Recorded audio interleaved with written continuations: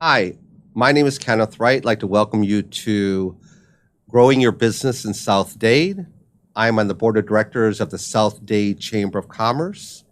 And today we'd like to welcome Alex Ballina from Razia.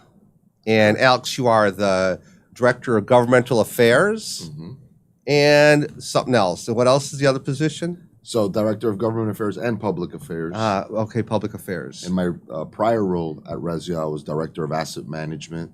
And prior to coming to Rezia, I was Director of Public Housing for Miami-Dade County for many, many years. Okay, perfect. I was going to bring that up later, but we can do that now. So first of all, what is Rezia?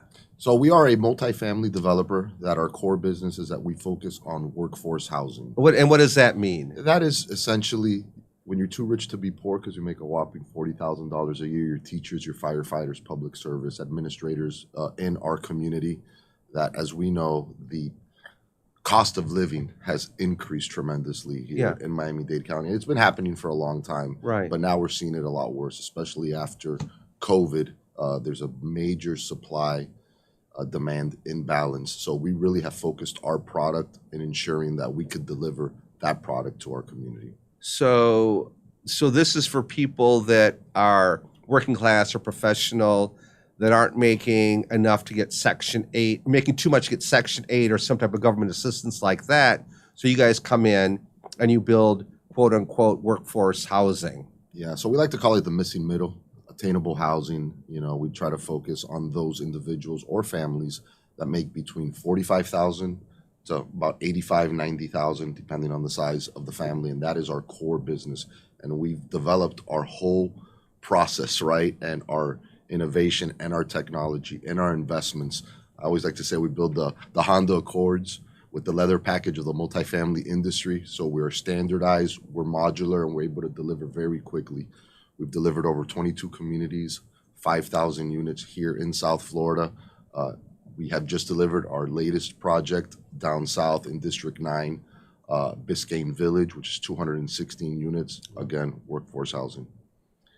Now, do people have to be income determined or income qualified for this housing? Yeah, so it's based on the AMI, the area median income of Miami-Dade County. Right now, obviously, it's about $67,000 per year. So we follow what's called the Florida Housing Finance Corporation guidelines, and that dictates the amount of income they can make, and then that's how they calculate their rent. Okay, so I'm a teacher in Homestead, and I'm having a hard time finding a place to rent that I can afford.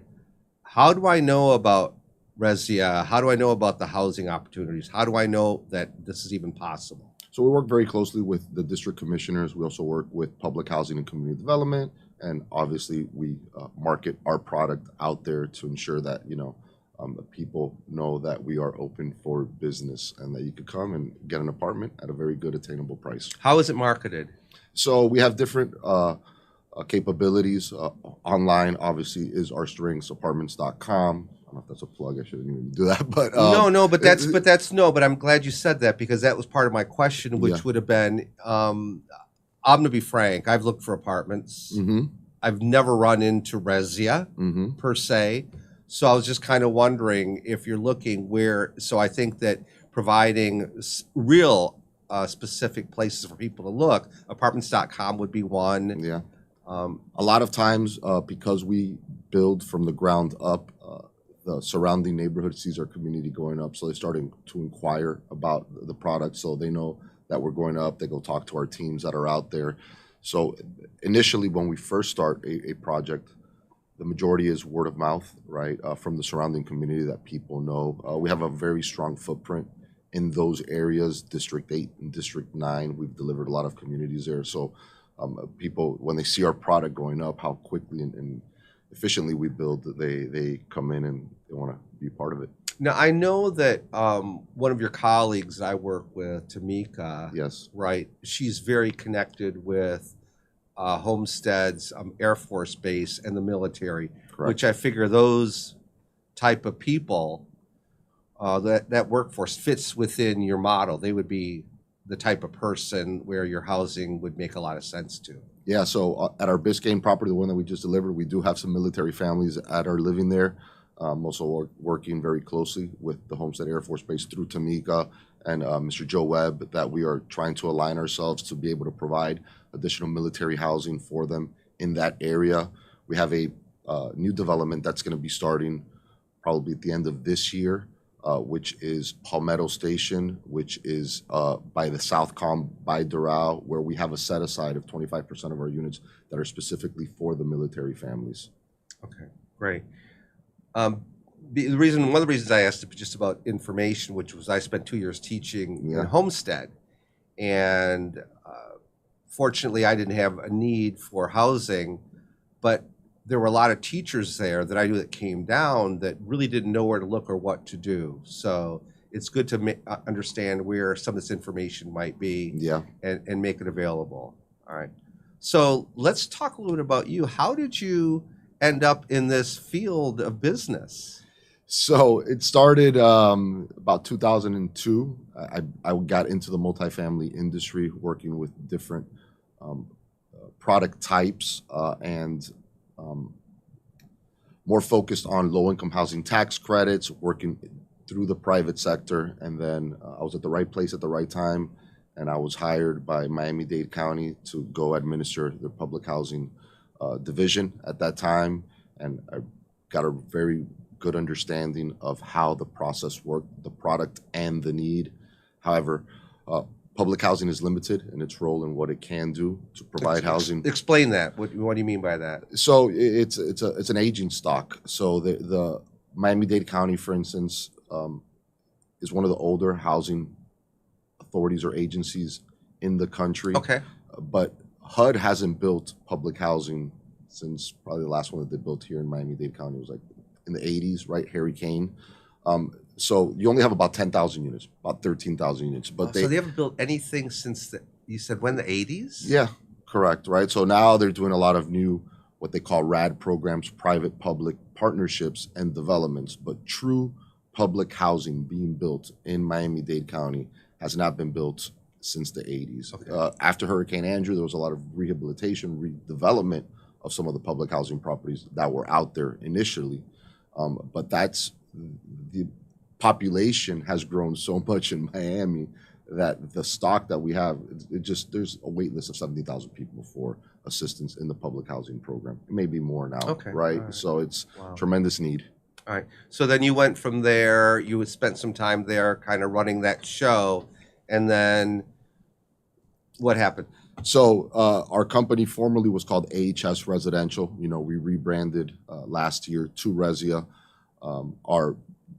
What was the name prior? AHS Residential. Okay, AHS Residential. We rebranded to Resia for a lot of reasons. One is that we started to build in Atlanta, and there was a lot of Atlanta housing solutions, right? So for legal purposes, we rebranded with our new brand and our new processes. About 2013, 14, Ernesto Lopez, who's our president and CEO, he reached out to me because he was starting to develop this workforce housing portfolio, and he knew the construction component of it, he knew the financial component, but he didn't really understand the aspects of the asset management and how to get to the finish line in terms of entitlements and really make this more of a business. So I came on board with him and his leadership and his guidance, and the rest is history, right? You know, 22 communities later, over 5,000 units, over $1 billion in construction, and we are expanding our wings now, and now we are in 3 different states. We're in Texas, Georgia, and Florida. So you started here. Here, and then it's expanded into Georgia and Florida. Correct. Wow, yeah, I didn't know that. I didn't know that. So the other question I have is, you do everything from the architecture to design to what is Resia's real role in this? So we are vertically integrated. So we develop, build, and manage. So we do all 3 aspects of the business cycle. So we go out, we source the land, we find the land, we entitle the land. We have our own construction company that builds the product. We have our own development team that ensures our design is all standardized. We have our own in-house architectural team, and then we turn it over to our property management team, and then manages our residents and our product. Okay. You have your own construction team. Yep. So they're the GC. Your Correct. construction team is the general contractor. Correct.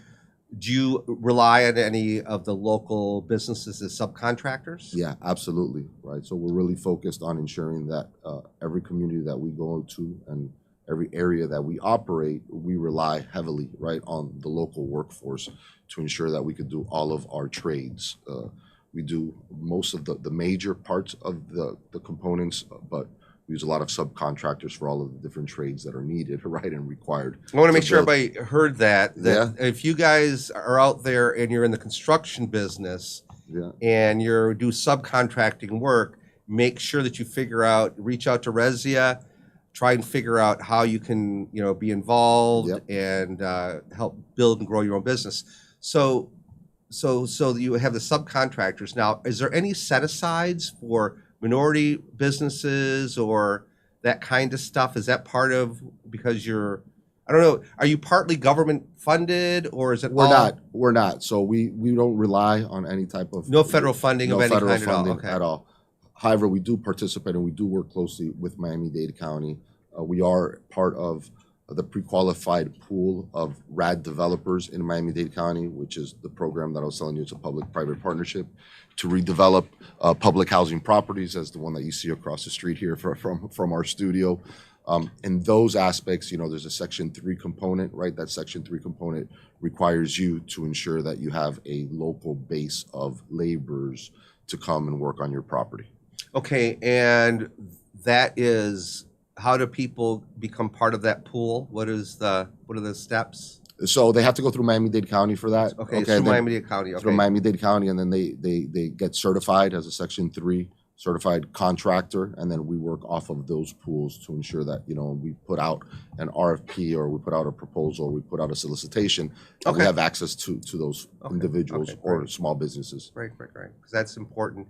Because one thing we obviously are trying to do as chamber members is figure out how we can help our businesses grow and develop and work together. Absolutely, right? And that's what we're all in it for.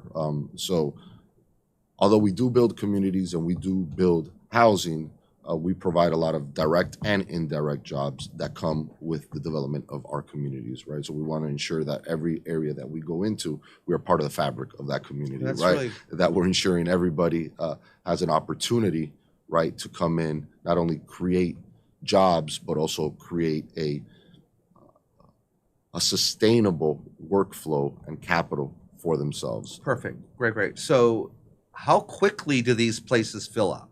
So they fill up very quickly. For instance, Biscayne, which is our latest development that we have built. We also have Old Cutler that's going on. If you probably see it off the Turnpike. Where Old Cutler and what? 216th Street. You see it right off of the Turnpike when you're driving. I know that area really, really well. I guess I've just never really looked over there. But I know there was some new construction. I guess that must be it. Yeah, that's us when you come by and we build. So we delivered Biscayne Village. That's on the east side. Yeah, correct. Okay. No, Biscayne Village is on the west side. Okay, on the west side. Both of them are on the west side. Okay. Delivered that in 8 months. Our product usually leases up in about 6 to 8 months. How long was the build out? 8 months. What? Are you serious? Yeah. An 8-month build out? I wish I had the ability here. That is incredible. So here's, I know I can't show that there. No, you can probably show. You can probably show it. But this is a I don't know if you can see it very well. Point it at that one over there. This camera right here. This one right here. Yeah. Let's see. Back it up a bit, maybe. Oh, there you go. That's 7 months. If you see there, from the land to the delivery of 260 units, 7 months, fully leased up in 9 months. We'll be doing a ribbon cutting with the commissioner in the next upcoming weeks for this product. I cannot believe you built that out in 7 months. I mean, I work with some other contractors and stuff in Miami a little bit, and I'm familiar, and they're always talking about delays. How did you get it done in 7 months? So because part of our strengths are that we have a standardized product, we deliver the same product over and over and over again. So we focus on our economies of scale and our efficiencies, because we work within the municipalities, they know our product very well. So there are delays. Delays always happen in construction. I'm not going to come here and say that there aren't delays, but once you're efficient, we do a lot of it on the front end. So we make sure that while we're processing, we don't have many change orders. We already have everything outlined. We have all of our MEPs defined. We have a digital library. So we just essentially deliver over and over and over our product, which gives us the ability. Time is money. Time is of essence. And needing housing is the major thing, so we could build very quickly. Yeah, and so it accomplishes two things. Number one is that it eliminates cost overruns by getting something done in an efficient way. And it also provides the housing so you know who the market is and they're doing it and they're really ready for it. And it's not a delay for them either as residents. And this is another one. I don't know if you can see this one. So this is in Miami Gardens. Many people have seen this. This is off of the, let's see, there we go. Probably not. But we did this in 12 months, 420 units. This is off of the Palmetto between 17th and 22nd and 167th Street. Wow. We did this with the city of Miami Gardens, with their administration. So again, a different product type, but we could replicate that over and over everywhere that we go. Okay, well then, this all sounds incredible. It really, really does. And I'm looking forward to the ribbon cutting and being part of that. One of the things I always like to ask here is, you are a member of the chamber. Correct. What can the chamber, or what are you looking for the chamber to do for you and to support you and your business? So the chamber is very important because it allows great business minds to get together, understand, exchange ideas. One of the main topics that we are starting to find within the business community is that housing has always been an issue. I think for the first time in a couple decades, maybe longer, that housing will be a topic on a national presidential debate upcoming, because it used to be more of a localized issue. Now it's becoming a national issue. And it's hurting employers, because if you do not have the proper housing stock in your community, it doesn't allow you to grow your business and get qualified employers to come in. We've been working with a lot of different municipalities, not only here in Miami-Dade County, but throughout Florida. I'll use an example on the West Coast, that they have job openings and they are not able to get employees qualified for their hospitals, for their educational system, because the cost of living is so high that people do not want to go live there because they don't have the means to pay for it. So what is the, what does Razzia need in order to be successful within a community? What kind of support does the government provide? What kind of ways can we reach out to our elected officials and stuff and say, we need affordable housing, this is how we do it? So how does that work? So we work very closely with all municipalities. The biggest obstacle to housing is land, right? In South Florida, we have the privilege of living in paradise, but that comes with a cost. Right. Because we have the Atlantic Ocean to the east and we have the Everglades to the west. Right. So we are very constricted on where and how we could build. So we work with different municipalities to locate surplus land that may be available, that we may have to repurpose, do an adaptive reuse, so that we could come in and build housing, close proximity to transportation, to employment centers, to areas of growth. Because right now, although we're seeing a lot of major growth down south, transportation is still an issue. You got to drive an hour. Right. An hour and a half. Right. So as you start bringing density to these areas closer to the transportation hubs, it allows Miami-Dade County, in this instance, to go to the federal government and show them the need for the increase in ridership, right? The increase on why we need federal dollars to allow us to expand our transit lines to these areas so that they work cohesively together: transportation, housing, and economics. Okay. So the new rapid bus line that's going up right now is something that it's necessary, but also because of the growth in the housing, it's actually helped create an opportunity for dollars to be spent on it. Correct. Kind of like, a back and forth thing, this or a cause and effect thing. You're not going to get this unless you have this, but you need this in order to have this, right? It's kind of a...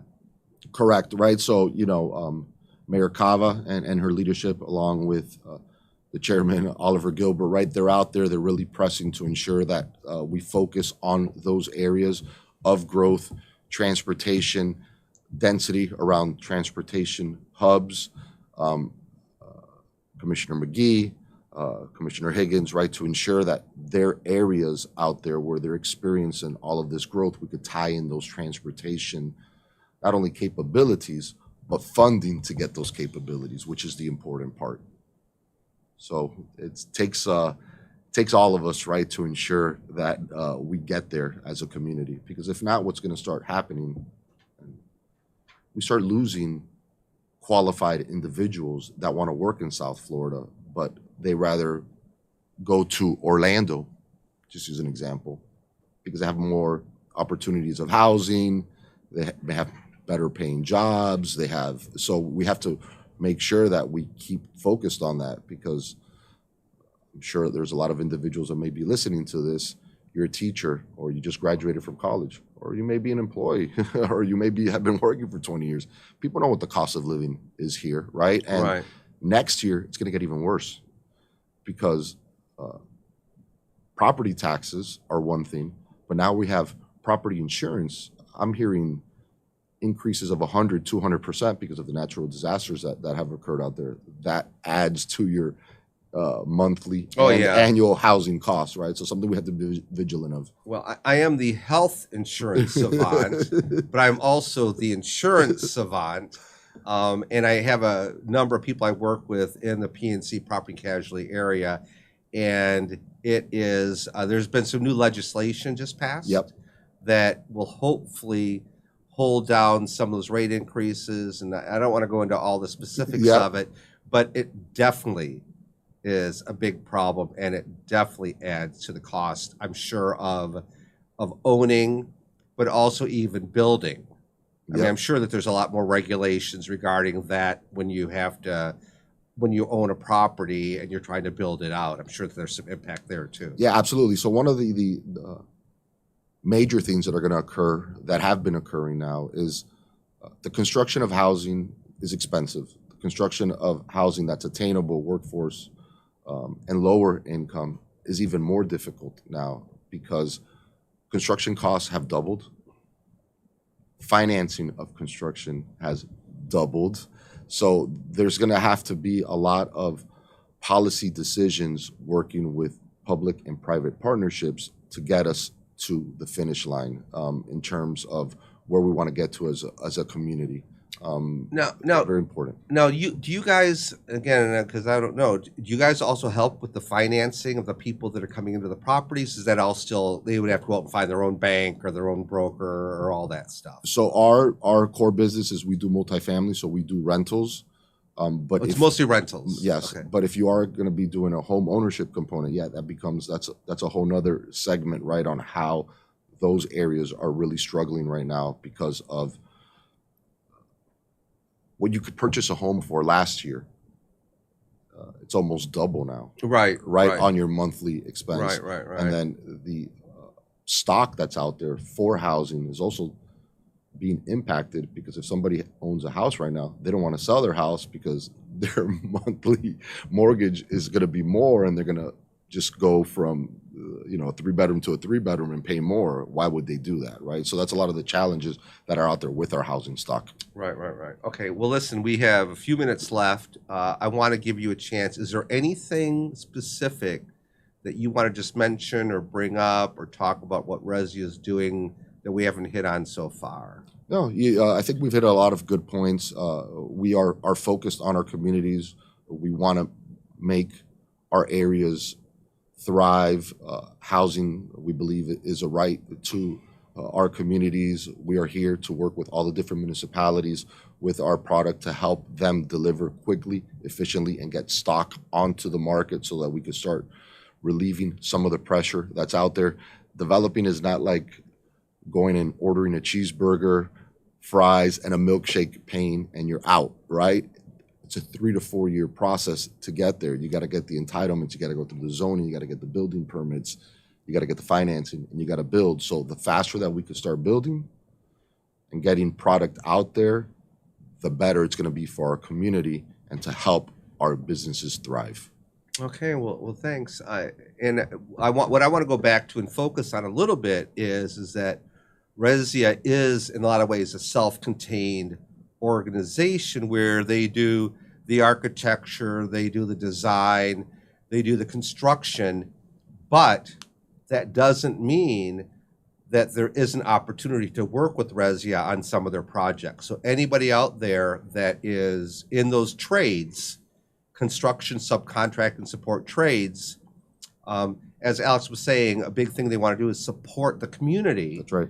And that's a way to do it. So that's number one. And then number two, if you find yourself in a situation where you're looking to move to South Florida, or you live here and you're finding the cost of housing exorbitant, start looking out for these Resia projects and find out if you can qualify. Absolutely, 100%. We like to say, your community powered by Resia, right? So we're out there, we're doing the best that we can to deliver product, deliver homes, and deliver attainable housing for everybody in our community. Right. Do you have waiting lists with these things? How does that? We do, to a certain extent. We start our pre-leasing process, 60 to 90 days before our community is open. So yeah, better to get in sooner rather than later. Okay. Well, I think I think we kind of summed it up. I think we summed it up. I really want to thank you, Alex. No, thank you for having me. For being here and giving a chance to really understand what's an extremely big problem in South Florida. If you live here, you know that affordable housing is something that's mentioned all the time. Yep. And I'm very, very happy to know that we have a community member that is doing it, born here. That's right. Raised, the business was born here. It's now expanding to deliver those same things to other states. So again, thank you very much for your time, Alex. And we'll see everyone else on the next Grow Your Business in South Miami. My name is Kenneth Wright.